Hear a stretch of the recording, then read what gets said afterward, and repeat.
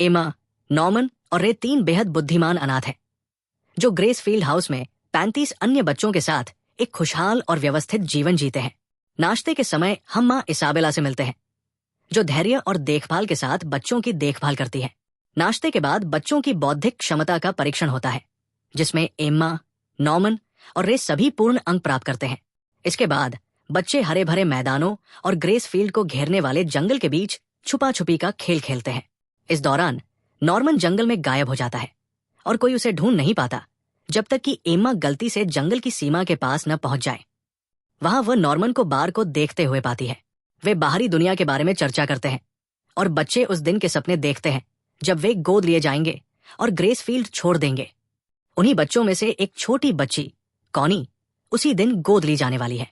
खेलने और मस्ती के दिन के बाद कॉनी अपने ग्रेसफील्ड परिवार को आंसुओं के साथ अलविदा कहती है और इसाबेला के साथ घर से बाहर जाती है।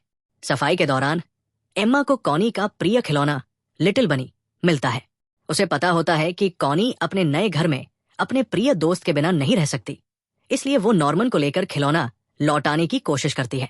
दोनों गेट तक पहुंचते हैं, जहां एक ट्रक पत्थर की गली में खड़ा होता है। एम्मा सोचती है कि अगर वो खिलौना ट्रक के पीछे रख देगी तो कॉनी उसे मिल जाएगा, लेकिन जैसे ही वो खिलौना रखने जाती है उसे एक भयावह दृश्य दिखता है, कॉनी का मृत शरीर। वहां से वे अजीब आवाजें सुनते हैं और ट्रक के नीचे छिप जाते हैं। डर के मारे वे देखते हैं कि राक्षस जैसे दिखने वाले जीव वहां है। दोनों अपनी चीखों को दबाने की कोशिश करते हैं, जबकि राक्षस चर्चा करते हैं कि बच्चों को उच्च गुणवत्ता वाले मांस के रूप में पाला जा रहा है। अचानक एक राक्षस मां को बुलाकर आदेश देता है कि उच्च गुणवत्ता वाले सामान की डिलीवरी बिना किसी रुकावट के हो। एम्मा और नॉर्मन की दुनिया पल भर में बिखर जाती है। वे समझ जाते हैं कि ग्रेसफील्ड हाउस वास्तव में मनुष्यों को राक्षसों के लिए भोजन के रूप में पालने का एक फार्म है। दोनों किसी तरह वापस घर लौटते हैं। रात में वे अगले कदम पर चर्चा करते हैं। नॉर्मन भागने की योजना बनाता है, लेकिन एम्मा बाकी बच्चों को पीछे छोड़ने के लिए तैयार नहीं होती। इस बीच इसाबेला को खिलौना मिलता है, जिसे एम्मा ने ट्रक के पास छोड़ा था। अगले दिन खेलने के दौरान एम्मा और नॉर्मन जंगल के रास्ते भागने की योजना बनाते हैं। हालांकि जब वे बार को पार करते हैं तो उन्हें एक विशाल ठोस दीवार मिलती है। चीजें और जटिल हो जाती है जब एक छोटी बच्ची खो जाती है। इसाबेला केवल अपनी घड़ी देखकर उसका स्थान पता कर लेती है। इससे उन्हें पता चलता है कि उनके शरीर में कोई ट्रैकिंग डिवाइस है। घर पर जब एम्मा कॉनी के लिए शोक मना रही होती है, इसाबेला अचानक आकर पूछती है कि वो हाल ही में इतनी उदास क्यों है। रे समय रहते डिनर बेल बजाकर उन्हें बचा लेता है। इसाबेला दोनों से पूछती है कि क्या वे रात को गेट पर थे। वे हंसते हुए मना करते हैं और कहते हैं कि ऐसा करना नियमों के खिलाफ है, लेकिन इसाबेला को शक हो जाता है। अकेले में दोनों अपनी भयावह स्थिति को लेकर डर से कांपते हैं। वे भागने की योजना बनाने लगते हैं, जिसमें टेबल लिनन को दीवार के पास एक पेड़ में छिपाना शामिल है। इसके बाद रे उनसे जुड़ता है और उनकी बात पर विश्वास करता है। हालांकि रे को एम्मा के इस विचार से समस्या है कि सभी 37 बच्चों को साथ लेकर भागा जाए। इसाबेला घर में एक नए बच्चे कैरल और अपनी सहायक सिस्टर क्रोनी को लाती है। सिस्टर क्रोनी इसाबेला की जगह लेने की योजना बना रही होती है। इस बीच एम्मा, नॉर्मन और रे को एक और चुनौती का सामना करना पड़ता है, ट्रैकिंग डिवाइस का पता लगाना। जब एम्मा कैरल का निरीक्षण करती है तो उसे कुछ लाल दिखता है, बम्प उसके कान के पीछे। वे सहमत होते हैं कि उनके कान के ट्रैकर्स को नष्ट करने का प्रयास करना बहुत जोखिम भरा होगा, क्योंकि इससे अलार्म ट्रिगर हो सकता है। इसलिए वे पहले सभी को बाहर निकालने पर ध्यान केंद्रित करते हैं। तिकड़ी ने इस भागने को एक साधारण टैग गेम के रूप में छिपाने का निर्णय लिया। एम्मा कहती है कि बच्चों की शारीरिक स्थिति सुधारने पर काम करें, जबकि नॉर्मन और रे उन्हें जीवित रहने के सही तरीकों पर प्रशिक्षित करते हैं। दुर्भाग्यवश सिस्टर क्रोनी उनकी योजनाओं पर शक करती है और उनके आधिकारिक शिपिंग डेट से पहले ही उन्हें भेजने का इरादा रखती है, ताकि वो इसाबेला पर प्रोटोकॉल तोड़ने का आरोप लगा सके और बाद में पावर हथिया सके। नॉर्मन और रे ये समझने के लिए जोड़तोड़ करते हैं कि उनके बीच एक गद्दार है। इसाबेला क्रोनी से वादा करती है कि अगर वो सहयोग करती है तो उसे अपनी खुद की मामा बना दिया जाएगा। जैसा उम्मीद थी, क्रोनी गुप्त रूप से गुस्से में फूटती है और इसाबेला को हटाने का निर्णय लेती है, बजाय इसके कि वो पदोन्नति का इंतजार करे। इस बीच एम्मा, नॉर्मन और रे अपने अभ्यास को टैग गेम के रूप में जारी रखते हैं, लेकिन इस बार टीम का नेतृत्व बड़े बच्चे करते हैं। बजाय इसके कि हर कोई अपने आप खेले। तिकड़ी को गिल्डा या डॉन पर गद्दार होने का शक है। बाद में उस शाम तिकड़ी अपना रहस्य 2 अन्य बच्चों डॉन और गिल्डा के साथ साझा करते हैं। हालांकि नॉर्मन उन्हें ये नहीं बताता कि कौनी मर चुकी है। नॉर्मन झूठ बोलता है कि जो बच्चे गए थे वे मानव तस्करी के शिकार थे, क्योंकि ठंडी सच्चाई बहुत ज्यादा हो सकती है। गिल्डा और डॉन अंततः सहमत होते हैं कि भागने का प्रयास ही एकमात्र विकल्प है। रे को यह पसंद नहीं आता कि नॉर्मन ने गिल्डा और डॉन को बच्चों की मौत और खाए जाने के बारे में सच नहीं बताया, लेकिन नॉर्मन के लिए भागना पहली प्राथमिकता है। नॉर्मन ने गिल्डा और डॉन के लिए जाल भी बिछाए, उन्हें रस्सी के लिए अलग अलग स्थान बताए। उस रात एम्मा सोने का नाटक करती है और देखती है कि गिल्डा बेडरूम से बाहर निकलती है। एम्मा दरवाजे से नहीं देख पाती कि कोई इसाबेला के दरवाजे के नीचे से एक कागज का टुकड़ा फिसला देता है जिसमें रस्सी का स्थान लिखा होता है। कागज देने के बाद गिल्डा क्रोनी के कमरे में जाती है और एम्मा दरवाजे के पीछे से सुनती है। वहां तनावपूर्ण स्थिति होती है जिसमें गिल्डा क्रोनी की मुखबिर हो सकती है या नहीं, लेकिन अंत में गिल्डा वो करती है जो एम्मा को उम्मीद थी और कोई भी जानकारी देने से मना कर देती है। जब नॉर्मन और रे उन 2 स्थानों की जांच करते हैं जहां रस्सी छुपाई गई थी, नॉर्मन कहता है कि बिस्तर के नीचे कुछ भी नहीं है। रे कहता है कि इसका मतलब डॉन गद्दार है। अब नॉर्मन को यकीन है कि असली गद्दार रे ही है, क्योंकि केवल वही इस स्थान के बारे में जानता था। अपनी तरफ से रे कुछ भी नहीं झुठलाता, लेकिन वो बताता है कि उसने ऐसा इसलिए किया क्योंकि ये जरूरी था। नॉर्मन सहमत होता है कि वह रे को माफ कर देगा, बशर्ते वो उसका जासूस भी बने। रे सहमत होता है, लेकिन केवल इस शर्त पर कि नॉर्मन एम्मा को धोखा दे और उसे विश्वास दिलाए कि वे गिल्डा और डॉन को छोड़कर सभी को ले जा रहे हैं। छोटे बच्चे भागने के दौरान और उसके बाद बोझ बन सकते हैं, और रे ने मामा का मुखबिर बनकर कई साल इसलिए नहीं बिताए कि सभी एक असफल प्रयास में मारे जाएं। बाद में रे इसाबेला से मिलता है और उसे बताता है कि बाकी लोग टैग गेम को अभ्यास के रूप में इस्तेमाल करते रह रहे हैं, लेकिन मामा का ध्यान सिस्टर क्रोनी पर मुख्य खतरे के रूप में केंद्रित करता है। बाद में रे एम्मा से स्वीकार करता है कि वो मामा का मुखबिर है। गिल्डा और डॉन को लगता है कि उन्हें बाकी तीनों के बीच के अधिकतर निजी वार्तालापों से बाहर रखा गया है, लेकिन गिल्डा और एम्मा मामा पर अधिक बारीकी से नजर रखने लगते हैं और एम्मा को पता चलता है कि एक गुप्त कमरा है जहां वह कुछ करती है। डॉन उस कमरे में घुसने के लिए बेताब है, लेकिन रे सतर्कता की सलाह देता है और नॉर्मन सहमत होता है। लेकिन डॉन को यह नहीं पता कि कौनी मर चुकी है, इसलिए वो बचना चाहता है और उसे बचाना चाहता है। इस मकसद से वो और गिल्डा मामा के कमरे में घुस जाते हैं और गिल्डा एक बुकशेल्फ हटाती है जिससे एक बंद दरवाजा दिखाई देता है। डॉन लगातार खुद और गिल्डा के लिए तनावपूर्ण स्थिति पैदा करता है और सच जानने के लिए जुनूनी है। बाकी 3 उसे सच नहीं बताते, इसलिए वो मामा की चाबी चुराने की योजना बनाता है। इस बीच नॉर्मन, गिल्डा और रे सहमत होते हैं कि भागने और जीवित रहने के लिए उन्हें बाहरी दुनिया और वहां जीने के तरीकों के बारे में जितनी हो सके जानकारी इकट्ठा करनी होगी। पुस्तकालय की कई किताबों में विलियम मिनर्वा का नाम और मोर्स कोड में विभिन्न शब्द होते हैं। अगर वे उन शब्दों के क्रम को समझ सकें तो उन्हें कुछ उपयोगी जानकारी मिल सकती है, जो शायद विलियम उन्हें गुप्त रूप से देने की कोशिश कर रहा है। ये बच्चों को ये आशा देता है कि वहां अन्य इंसान भी हो सकते हैं जो राक्षसों के प्रभुत्व का विरोध कर रहे हैं। जहां तक डॉन और गिल्डा की बात है, वे मामा के गुप्त कमरों में और गहराई तक जाते हैं और वहां सभी भरे हुए खिलौने और जानवर देखते हैं। इससे उन्हें नॉर्मन की बात की पुष्टि होती है कि वयस्क बुरे हैं, लेकिन वे संदेह करते हैं कि कुछ और भी बुरा चल रहा है। नॉर्मन और रे डॉन और गिल्डा को डांटते हैं, लेकिन वे जानते हैं कि उन्होंने पूरी कहानी नहीं सुनी है।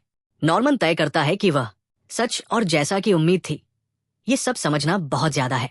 डॉन और गिल्डा रे की रिपोर्ट में उल्लेखित कुछ सामग्रियां चुराने में मदद करते हैं, जो रे ने मामा को नॉर्मन की उसे मारने की साजिश का विवरण देने के लिए दी थी। नॉर्मन एम्मा को बताता है कि वह रे से मामा को झूठी जानकारी देने के लिए कह रहा है, ताकि जब वे भागने की योजना बनाए तो वो गुमराह हो जाए या अन्यथा ध्यान भटका सके। अपनी रिपोर्ट के दौरान रे ये भी जानता है कि जनवरी में जब मासिक शिपमेंट होगा तो वही भेजा जाएगा। उसका समय कम होता जा रहा है, केवल 1 हफ्ता बाकी है भागने की तय तारीख तक। इस दौरान बच्चे अपनी साजिशों में थोड़े लापरवाह हो जाते हैं और बहन क्रोनी अचानक एक पेड़ के पीछे से प्रकट होकर घोषणा करती है कि उसे उनकी पूरी योजना के बारे में पता है। हालांकि वो न तो गुस्सा होती है और न ही उन्हें धमकी देती है। इसके बजाय वो सुझाव देती है कि वे मामा के खिलाफ गठजोड़ करें। उस रात एम्मा और नॉर्मन क्रोनी से मिलते हैं और उससे कई सवाल पूछते हैं जिनका वह जवाब देती है, लेकिन उन्हें यह भी एहसास होता है कि वह उनसे ज्यादा जानती है जितना वह प्रकट कर रही है। इस बीच रे को इसाबेला से एक इंस्टेंट कैमरा इनाम के रूप में मिलता है उसकी मदद के लिए। बाद में मामा क्रोनी को सूचित करती है कि उसे प्लान 4 की मां नियुक्त किया गया है और उसे तुरंत छोड़ना होगा।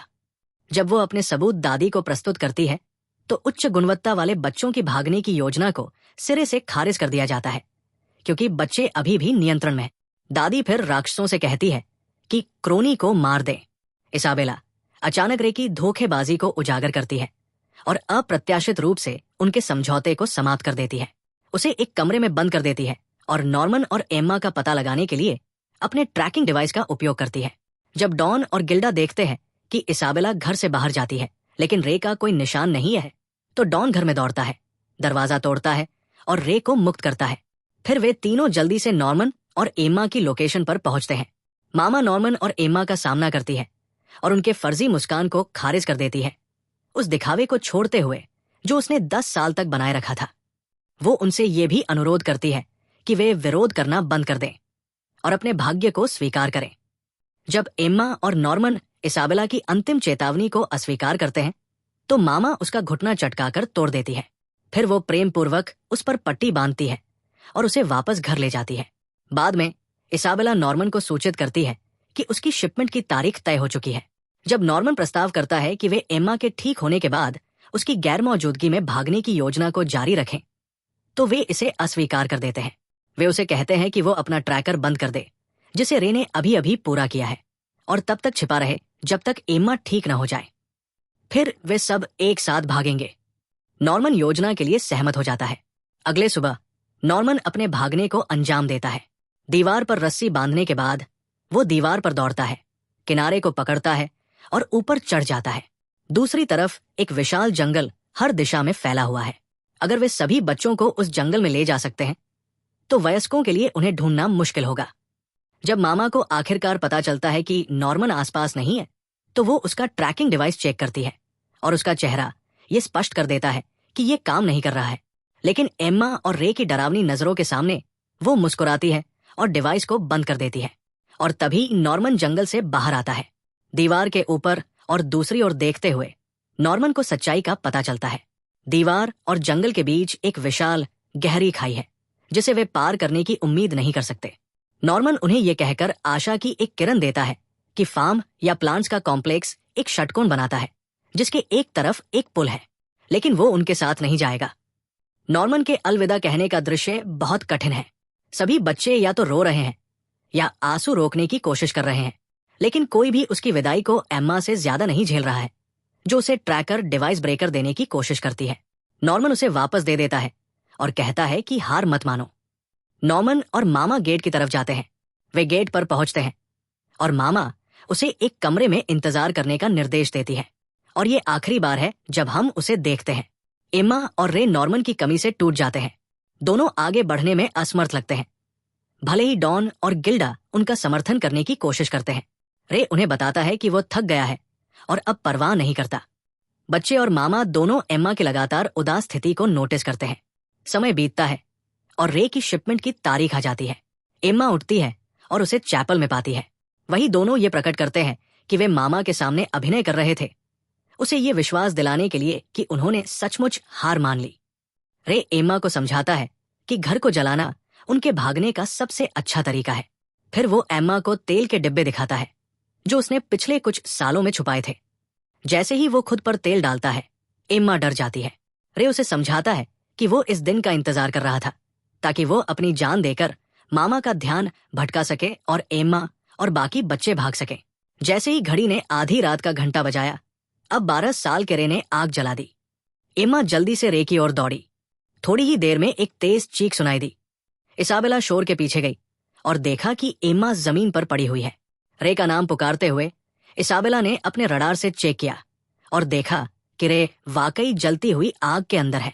इसाबेला ने आग बुझाने की कोशिश की, ये उम्मीद करते हुए कि वो अभी भी रे का दिमाग बचा सकती है। जब इसाबेला ने एम्मा को भागने का आदेश दिया, उसने देखा कि वो पहले ही गायब हो चुकी थी। इसाबेला ने अपने रडार का फिर से उपयोग किया और एम्मा को खोजने की कोशिश की, लेकिन केवल उसके कटे हुए कान में लगे ट्रांसमीटर का सिग्नल मिला। बाथरूम में एम्मा बाकी अनाथ बच्चों के साथ जंगल में जुड़ गई। डॉन ने रे को बताया कि कैसे गिल्डा और एम्मा ने बड़े अनाथ बच्चों को भागने की योजना में शामिल कर लिया। रे को याद आया कि कैसे एम्मा ने उसे खुद को जलाने और मारने से रोका था और उसे थप्पड़ मारा। टोमा और लानी कैफेटेरिया में आए और उन्होंने मांस और अन्ना के कटे बाल और उनके कपड़े एक नकली मोहरा बनाने के लिए इस्तेमाल किए।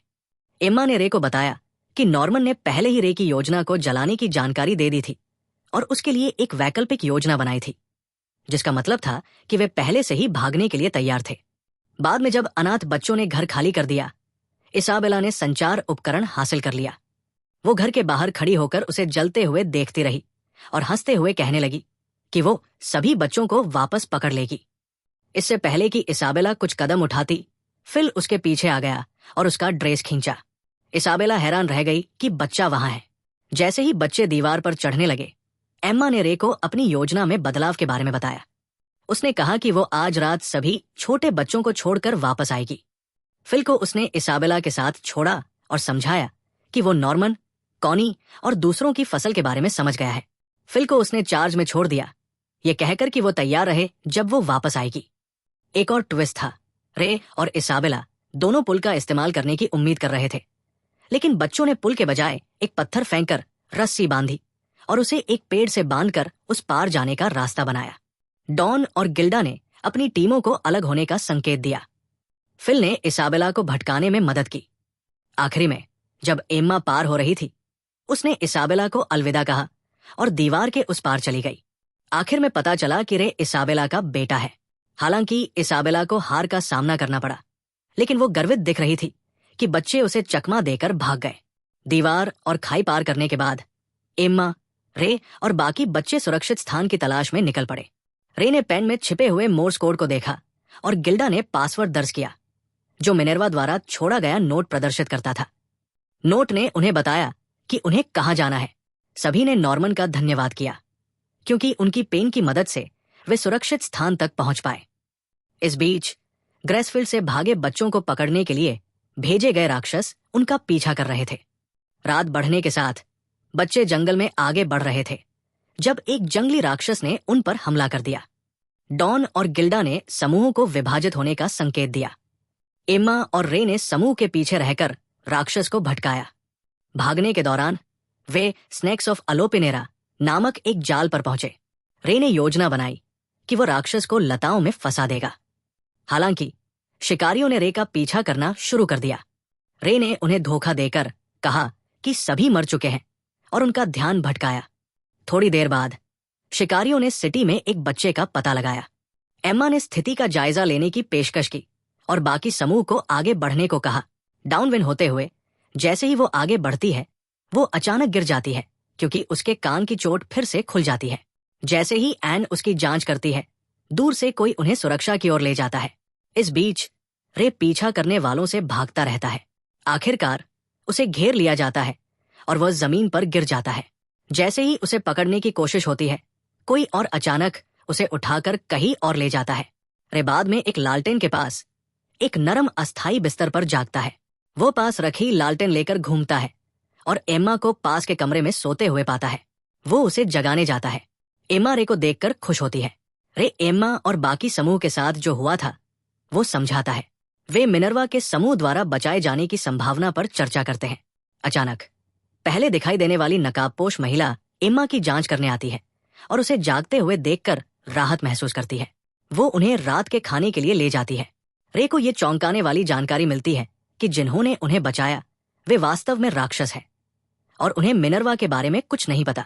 एम्मा और रे इन राक्षसों से उनके भाई बहनों के बारे में सवाल करते हैं। एम्मा को लगता है कि मुजिका ने उन्हें रात के खाने के लिए पकाया है, बिना कुछ बताए।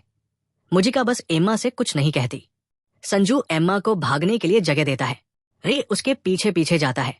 थोड़ी देर बाद संजू और मुजिका माफी मांगते हैं और एम्मा को धन्यवाद देते हैं कि उसने बाकी बच्चों को बचाने के लिए उन्हें धन्यवाद दिया। जब बाकी सभी सो रहे होते हैं, एम्मा और रे उनसे सवाल पूछते हैं कि वे उन्हें क्यों नहीं खा रहे।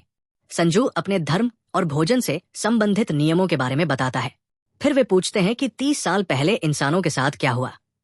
संजू बताता है कि इंसान इस दुनिया में 1000 साल से आजाद नहीं है।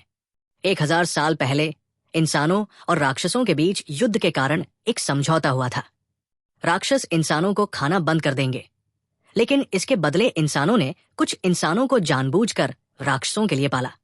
तब से इंसानों की दुनिया और राक्षसों की दुनिया अलग हो गई। बाद में संजू बच्चों को उनके गंतव्य की दिशा में ले जाता है और कहता है कि यात्रा में 6 दिन लगेंगे। यात्रा के दौरान मुजिका बच्चों को जड़ी बूटियों और संजू उन्हें शिकार और हथियारों का उपयोग सिखाते हैं। 6 दिन बाद वे शरण पहुंचते हैं। एम्मा वहां लाइट जलाती है, लेकिन कोई नहीं होता। वहां केवल मिस्टर मिनर्वा का पत्र मिलता है, जिसमें लिखा होता है कि ये शरण बच्चों के लिए है। रे मॉनिटर रूम में एक रेडियो पाता है, जिससे वे घर के बारे में जानकारी प्राप्त कर सकते हैं। बाद में एम्मा, रे, डॉन और गिल्डा एक गुप्त कमरे में जाते हैं और फोन बजता सुनाई देता है। एम्मा फोन उठाती है और कॉल करने वाला विलियम मिनर्वा है। हालांकि रे उसे एक रिकॉर्डिंग बताता है।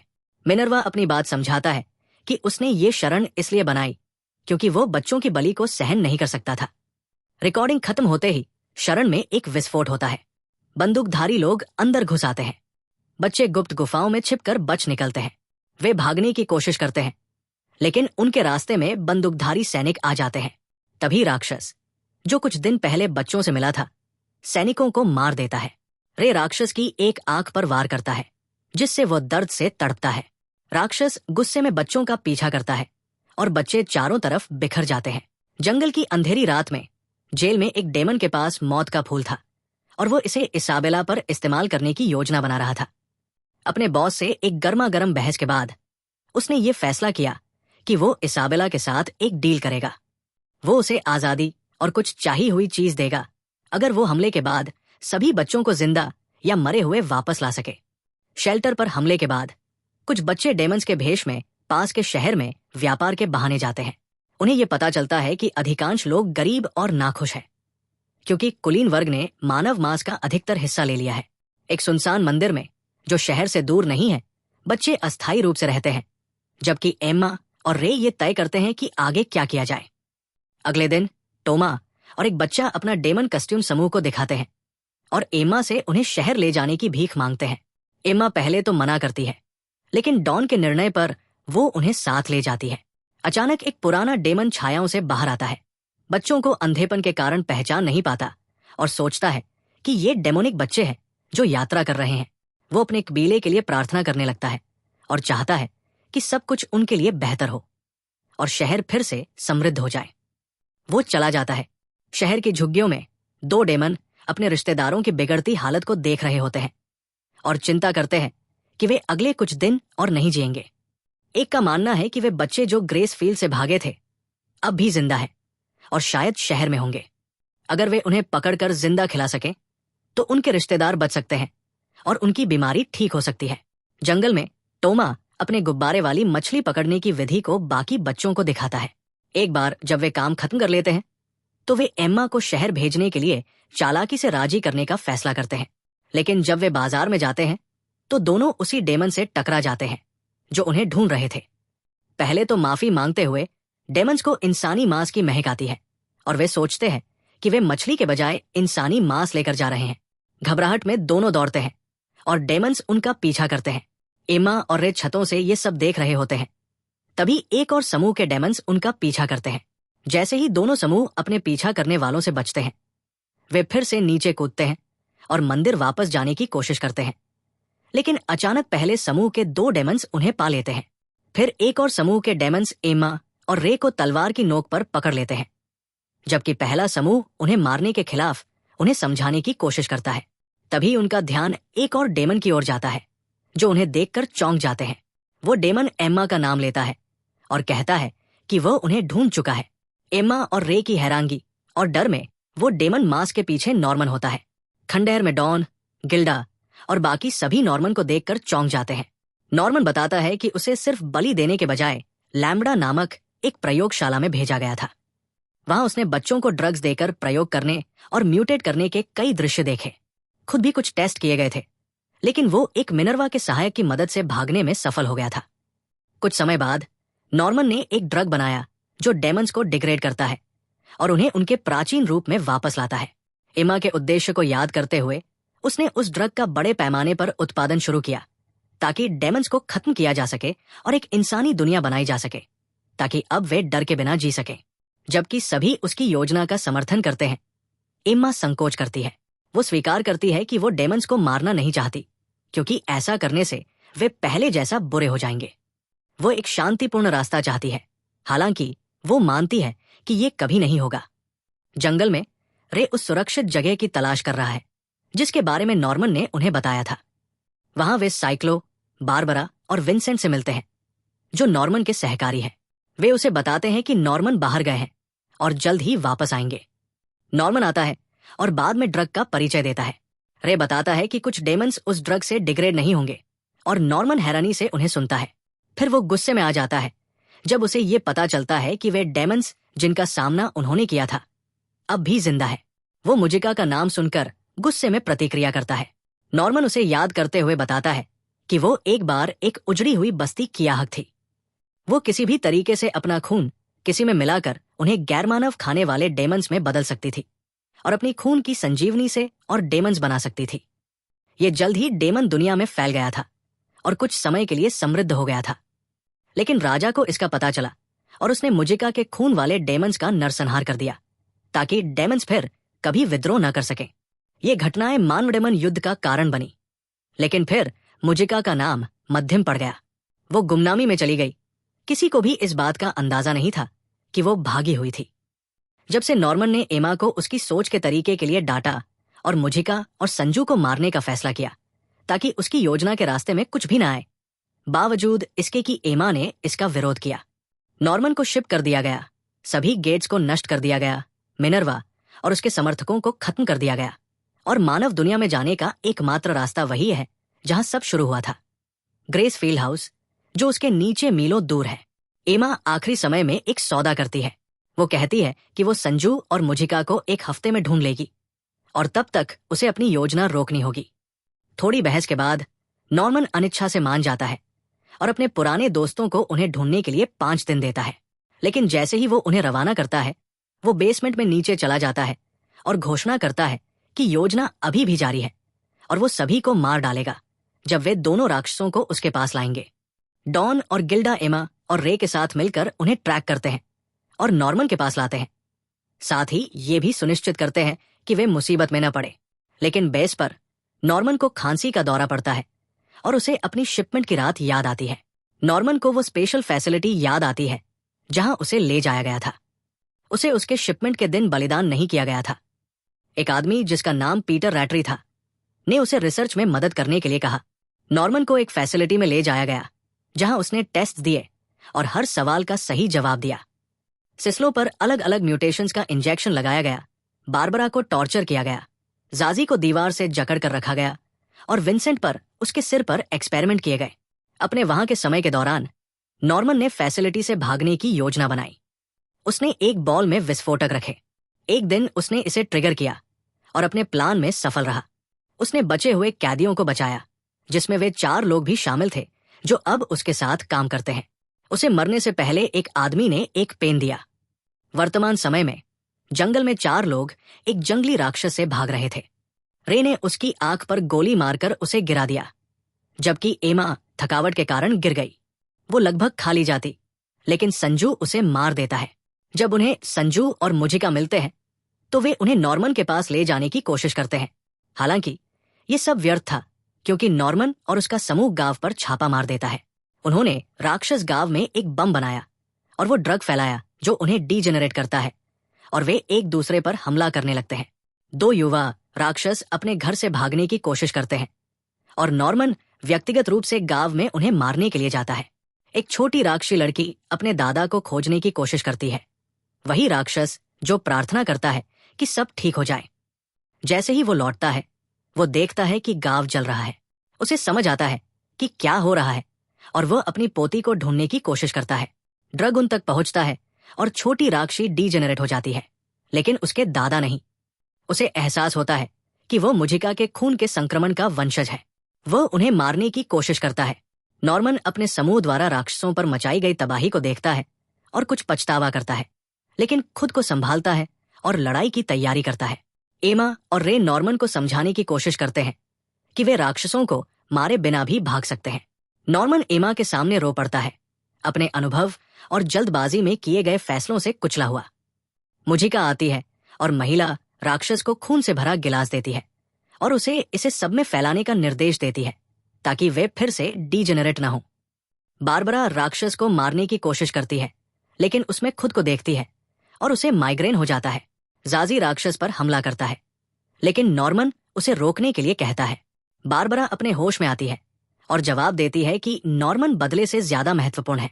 मुझिका उन दो युवा राक्षसों को खून से भरा गिलास देती है और मंदिर लौट जाती है।